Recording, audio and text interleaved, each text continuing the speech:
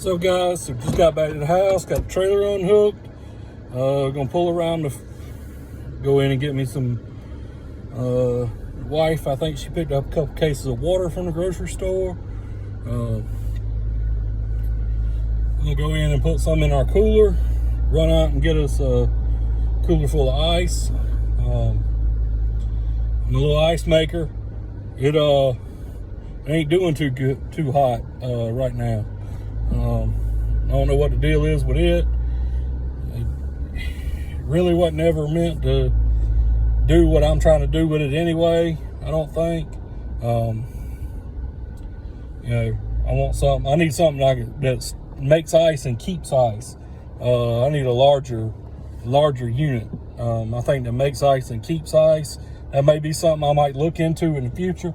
I think I've seen some Vevor brand or whatever, and I got the Vevor blade sharpener, and it tends to do a pretty good job. So it's, I think I've seen some smaller stand-up units, that I could put in the shop or something, and that will store ice and whatever. It might serve me better. I think I've seen some for like $300 or $400. Yeah, they're probably cheap, Chinese. I know they're made in China or whatever. I could spend 3 times that amount and get a better unit that'll last forever. But I might give one of those Vevor stand-up ice makers a shot. Say the one I got in the house, it's like a Frigidaire or something. It's just, it only stores like 2 pounds. And there ain't nothing out here. I can throw that in my cooler, it'll be gone in 30 minutes to an hour, I need something that I can fill the cooler up. And, we do have the ice station up here up the road, which is probably where I'm fixing to go. Get, the bulk. It's like 20 pounds of ice for $3. I'm probably fixing to go put $3 more in that machine. So I figure, if you do that, however many times you can buy this ice maker. We constantly using ice out here to stay hydrated. The ice in our, in our coolers, whatever y'all keep y'all's water in, whatever y'all keep y'all's drinks in. I tried toting a small little Yeti around for a little while. Just a little one I could throw into the cab of the truck. And, well, you still got to get up and pack it every morning and, whatever. It works. I ain't going to knock it. But I just like to keep my big cooler. Keep drinks for a week long, a week's worth of drinks in my big cooler. And like I say, we're going to need some water, some cold water, probably the weekend. We plan on going to Darlington to the race. But, and I ain't planning on doing nothing on Monday, because we probably won't get back to the house till 2 or 3 o'clock in the morning. So I don't plan on doing anything Monday at all. I pushed all my yards back to Tuesday, and they're just going to have to either like it or they can find somebody else. If, it is what it is. Most of them will probably be pretty understanding as to what we do and that we don't want to show up at their house on Labor Day, on the holiday. We want to have a little bit of time for ourselves too. So most everybody will probably understand that, but it is what it is. And we're going to do what we want to do. That's why we the business owner, so we can run the business, not let the customer run the business. Anyway, I know that probably sounds a little harsh, whatever. I might sound a little harsh on here sometimes, but, that's just how I feel. And,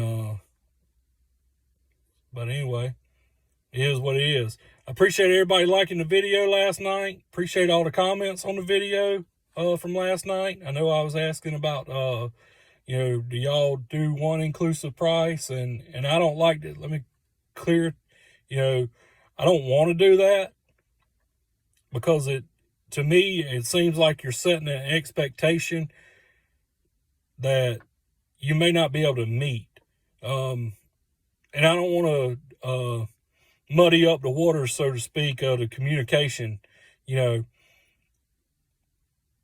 So I don't want nobody to expect me to be done something and they say, well, you got paid to do it. I'm going to be like, well, I don't want to do that. That's why I want to get paid for the service, when I do the service. Somebody wants their bushes trimmed, I'll tell everybody, yeah, I'll trim the bushes, but it's going to be a set price on top of, it's going to be a different price. It's not all inclusive. I had one lady before wanted me to give her an all-inclusive price, and she's a great customer, and I still do the mowing for her, but she wanted me to give her all-inclusive price, and I just told her, I said, I'm not able to do that. I said, because I don't want to mess up the communication that we have. I don't want to turn a good customer into somebody that don't like me because they think I was supposed to trim the bushes that month, and I knew, and I didn't trim the bushes that month. If y'all follow where I'm going with that, it just, you don't want to mess up the communication. And you don't want the expectation to be something that you're not going to do. So you have to set that expectation. And by her paying me to do the bushes separate, I was like, okay, I do the bushes for you, but it's going to cost you X every time I do them. And that price may go up the next service. If you want the bushes done every 2 months, no problem. But I'm going to charge you $200 every time I do the bushes. I'm going to invoice you for another $200. And that's going to be what it is. I'm not going to take that $200 and spread it out over 12 months and end up, and she says, well, my bushes ain't been done. And I'm like, well, what am I going to tell her? Because she's actually paying for the bushes to get done, and, they ain't been done if I didn't do them. So you have to set that expectation, and you have to communicate with your customer like, hey, I can do it, but I'm not going to do it I'm not going to do it like that. I don't want to do it all-inclusive price. And I understand if, the guy from the HOA calls me, yeah, that's how they probably do things. But that's not how I want to do things. I might, if he ever does call back to set up a meeting or whatever, I'll just have to tell him, like, hey, I can do this, but I want to do it this way. I want to invoice. If we come and put down 10 yards of mulch, I don't want to figure 10 yards of mulch over and get paid for over 12 months. I want to get paid when I put down the mulch. I want to get paid for when I'm done with the job, And if I go put down 10 yards of mulch, I'm probably going to want to, a couple $100 for a deposit before we even get started, just to secure some of the material. But that is what it is too. And now I know he wants the bushes done every 2 or 3 months, and I'm not going to try to figure out that and try to figure out the mowing and everything like that too. Because, if he wants it mowed every week, sometimes there's 5 weeks in a month, but we're going to bill about a month. Sometimes there's 5 weeks in a month, and sometimes there's going to be 4 weeks in a month. My bi-weekly customers, they have to deal with that.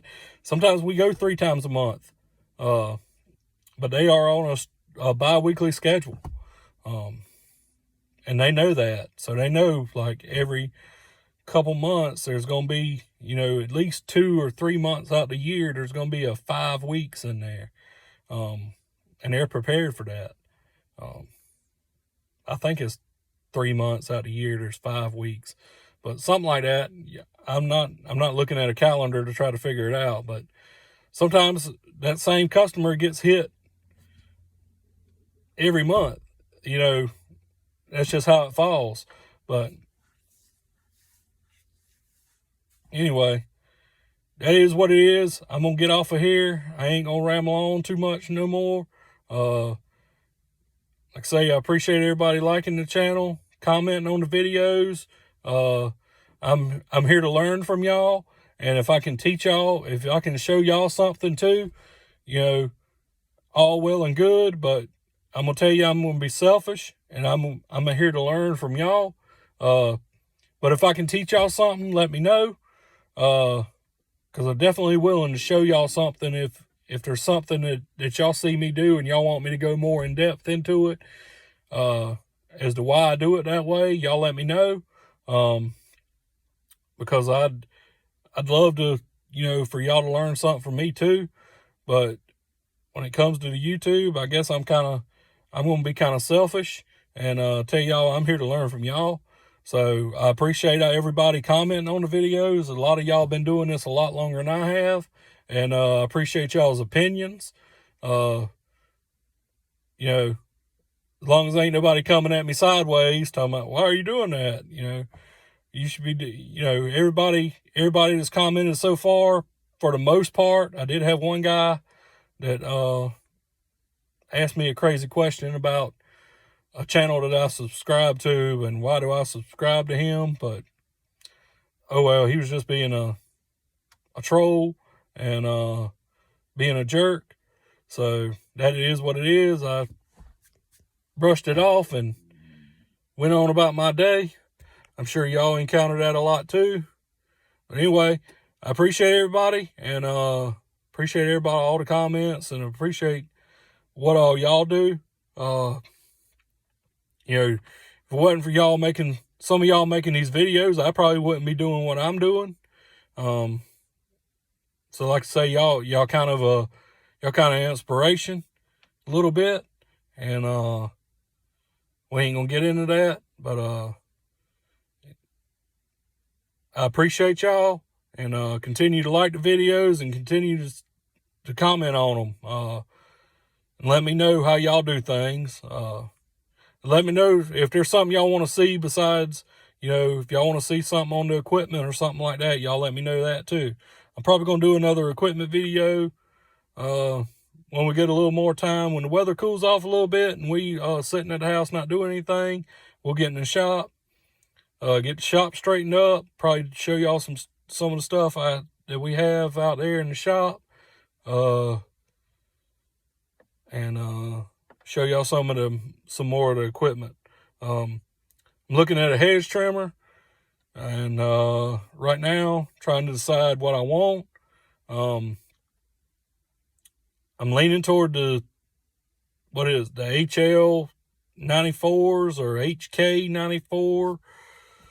I think it's HL 94K, something like that, with the articulating head on it. Kind of leaning towards those. But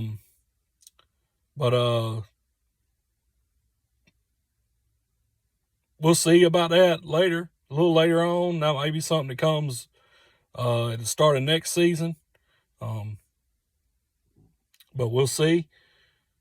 And anyway, y'all let me know what y'all think about the extended hedge trimmers, the extended reach hedge trimmers. You know, just Echo make a good one. I'm sure they do. Do y'all like the Echo? Do y'all like the Steel? Husqvarna? I can tell y'all I'm probably not going to be a fan of the Husqvarna. But I'm, you know, Echo. I've had an Echo trimmer in the past when I was just, you know, just for personal use. And it was a good trimmer. It got the job done. So anyway, y'all let me know about those. And I'll catch y'all later. I'm out.